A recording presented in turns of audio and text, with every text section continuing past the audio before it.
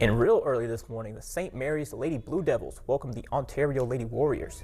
They're up 3-0 early in the first, and here's Sophie Schuster as she gets a hold of one that hops the fence and gets down for the ground rule double. Now with 2 runners in scoring position, Emma Fagan grounds one to the second baseman, but is enough for the run to come home. In the bottom of the first, Candace Boley hits one sharply to the shortstop that she can't hold on to as St. Mary's has their first hit of the contest. Here's Daisy Bills. She hits a ball deep that carries, but Ellie Dawson with the impressive leaping catch to end the inning.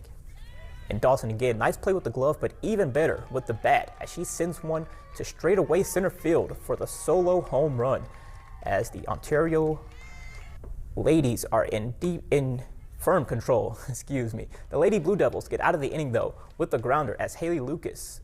She makes the tag for the out, and in the circle, Sophie Schuster. She shuts down the St. Mary's lineup for strike 3 and to end the inning as the Lady Blue Devils get the shutout and they fall 13-0.